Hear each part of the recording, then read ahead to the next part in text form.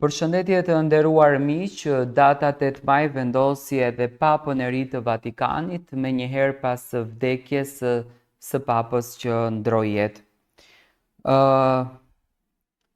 Papa Leoni XIV ka patur një rrëfim për jetën e tij, për ta njohur edhe më shumë se kush është Leoni dhe cili është misioni i tij. Është një papë që vjen me origjinë nga Amerika, i lindur në Chicago në vitin 1955, por ajo që në fakt më mori vëmendjen është dalja e tij e parë publike në balkonin e famshëm dhe përlotja e tij që pati në momentin kur të gjithë njerëzit u artrokisnin dhe gëzonin me ardhjen e Papës së ri. Papa thot kështu: Unë jam Robert Francis Prevost, tani me emrin që më është besuar nga klonkava e shenjtë Leoni XIV, dhe ky është rrëfimi im. Një jetë e udhëhequr nga besimi, përkushtimi dhe dashuria për njeriun. Kam lindur në Chicago më 14 shtator të vitit 1955, në një familje katolike të përkushtuar, ku besimi nuk ishte vetëm një praktik fetare, por një frym që përshkonte çdo akt të përditshmërisë tonë. Qysh si fëmijë ndjeva një thirrje të fortë që nuk buronte nga ndonjë zë jashtëm, por nga një paqe e mbrëmshme që më shtynte drejt shërbesës. Në rinin time, kur shumë bashkëmoshatar kërkonin lavdi materiale apo siguritë e jetës moderne, unë ndiqja heshtur një rrugtim tjetër, rrugën e Jezusit. Rrugtimi im si meshtar nisi në rinin time kur ju bashkova urdhërit të agustinianëve, një zgjedhje që do ta formësonte thellësisht shpirtin tim. Mësimet e Shën Agustinit për reflektim të mbrëmshëm dhe dashuri ndaj të vërtetës më ndihmuan të kuptoj se shërbesa nuk është thjesht një punë e përditshme, është një mënyrë për të dëgjuar dhimbjen e të tjerëve dhe për t'u bërë urë ndërmjet tyre edhe Zotit. Pas shugurimit tim në vitin 1982, veprimtaria ime si misionar në Peru do të hapte një kapitull të paharrueshëm.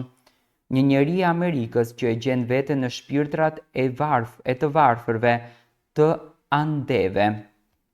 Nuk do të haroj kur sytë e një gruaje indigjene që më tha: Zoti nuk e flet gjuhën time, por unë ndjej se ai më flet përmes teje.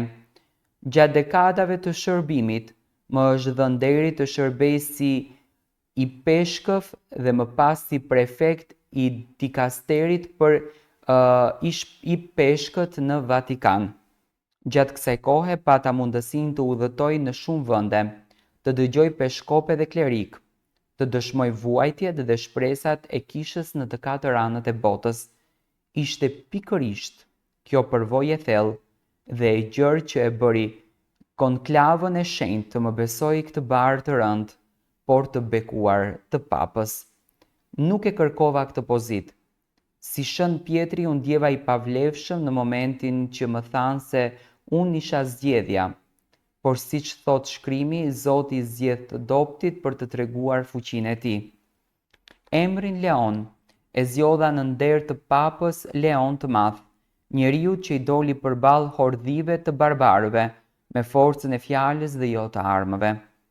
Më ngjalli frymëzimi ideja e një pape që nuk mban kuror, por mban kryq, e që nuk i ngre muret, por i hap dyert e kishës për të gjithë, të pasur e të varfër, të devotshëm e mëkatar, të gëzuar dhe të lënduar. Mesazhi im si Leoni XIV është i thjeshtë: paqja, drejtësia dhe dashuria për çdo njeri, pa përjashtim. Asnjë fjalë politike, asnjë influencë nga jashtë nuk mund të vendosë për zgjedhjen e shpirtit të shenjtë. Le të mos lejojmë që profanit të erësojnë një proces që është rënjësi shpirtëror dhe i mbështetur në lutje të përbashkëta. Kam dëgjuar zëra që përpiqen të politizojnë këtë zgjedhje të shenjtë. Fotografi, spekulime për lider politikan amerikan, përfshirë edhe Donald Trump. Janë thjesht tym pa zjarr. Unë jam biri i kishës e jo i ndonjë partie. Zemra ime i përket Zotit, jo një kombi apo ideologjie. Kisha katolike është universale, e lidhur jo me kufi shtetëror, por me besimin që bashkon të gjithë njerëzit në një trup të vetëm. Trupin e Krishtit. Zgjedhja ime si papa i parë amerikan është një dëshmi e kësaj universaliteti në shenjë që shpirti i Zotit fryn ku të doj, pa pyetur për pasaportën e shërbetorit të tij. Ditën që dola në balkonin e bazilikës së Shën Pjetrit, kur fjala Habemus Papam u shqiptua, nuk pash një turmë njerëzish, por një det të shpirtrave. Kur thash fjalët, paqja qoftë me të gjithë ju, më dridhej zëri. E dija se po flisja jo vetëm për ata që ndodheshin në sheshin e Shën Pjetrit, por për të gjithë botën, nga fëmia që flen në një kamp refugjatësh në Sudan, tek plaku që lutet vetëm në një kish në Ukrainë, nga murgesha në Amazon, tek një i burgosur në Alabama.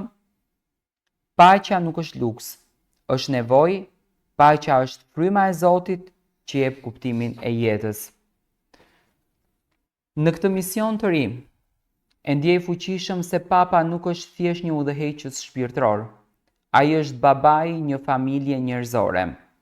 Ai duhet të jetë zëri i atyre që nuk kanë zë, streha për ata që janë të dëbuar dhe dritë për ata që jetojnë në errësirë.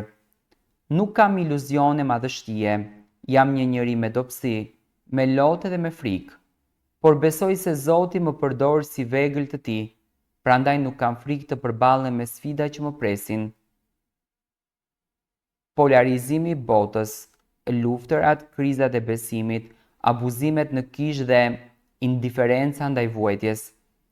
Në fund lutem që kujtimi për mua, kur të mos të jem më, të mos të lidhet me vendin nga vi apo pozicionin që mbajta, por me pyetjen: a i solla paqe dikujt që ishte në trazim? A i mbajta dorën ndonjë të lënduarit? A i çova buzëqeshje një fëmije që kishte humbur gjithçka? Nëse përgjigjja është po, qoftë edhe për një shpirt, atëherë shërbesa ime si Leoni 14 ka pasur kuptimin. Lutuni për mua, lutuni që të jemi denj për këtë barë, e mbi të gjitha, lutuni për paqe, sepse pa paqe nuk ka as Zot në mesin ton. Për mua çdo takim me njerëz të zakonshëm është një kapitull i ri në shërbesën time. Kur ulem dhe dëgjoj tregimet e grave që kanë humbur fëmijët në luftë, burrave që kanë humbur punën e tyre, apo të rinjve që ndjehen të humbur në botën digjitale, ndjej se Krishti është aty mes nesh, jo si një figurë e largët në qiell, por si një vëllai i dhëmshur që qan me ne. Unë dua të jem papa që dëgjon më shumë se flet, që përqafon më shumë se predikon. Në një botë ku gjithçka matet me sukses dhe pushtet, dua të kujtoj të gjithëve se vlera më e madhe është zemra e thyer që kërkon Zotin. Një nga synimet e mia të para është të rigjallëroj shpresën tek të rinjt. Shumë prej tyre ndjehen të përjashtuar nga kisha, të papërfaqësuar, madje dhe të gjykuar, por unë dua t'u them, dera është e hapur për ju. Krishti ju pret me krah të hapur, jo për të kërkuar përsosmëri, por për të ndarë dashuri në çdo nismë dhe do të ndërmarrim ne. Qoftë për ruajtjen e mjedisit, për drejtësinë sociale apo për edukimin shpirtëror, të rinjt do të jenë pjesë qendrore, pa ta kisha nuk ka të ardhme, me ta kisha rigjen frymën e Pentekostit, më falni. Nuk mund të hesh ndaj dhimbjeve që plagët e brendshme i kanë shkaktuar kishës son. Abuzimet seksuale dhe shpërdorimi i pushtetit nga disa klerik kanë lënë plagë të thella edhe turp të ndjeshëm. Si papë, unë nuk do të shmangem nga kjo përgjegjësi. Transparenca, drejtësia dhe shërimi do të jenë themeli i çdo veprimi. Viktima do të jenë gjithmonë në zemrën time. Është koha që të pastrojmë me lot edhe veprim guximtar, gjithçka që nuk është e denjë për kishën e Krishtit, sepse vetëm kështu mund të rifitojmë besimin që kemi humbur. Në fund të çdo dite, kur i vetëm në lutje në kapelën e Shën Martës, nuk e shoh veten si një figurë e madhe, por si një shërbetor të vogël që kërkon dritën e Perëndisë. E di që nuk do të jem papa i përsosur, por dua të jem papa i përulësisë, papa i zemrës së thjesht që i shërben Zotit duke u përullur para njeriut. Lutem që çdo vendim, çdo fjalë, çdo heshtje imja të jetë shërbim i dashurisë dhe kur të vjen dita ime e fundit në tokë, e vetmja dëshirë që kam është Zoti të më thotë: mirë shërbetori mirë dhe besnik. Këto ishin fjalët të Papa Leoni XIV, i cili me shumë dhimbje dhe dashuri dhe me lot në sy foli dje në Bazilikën e Shën Pjetrit.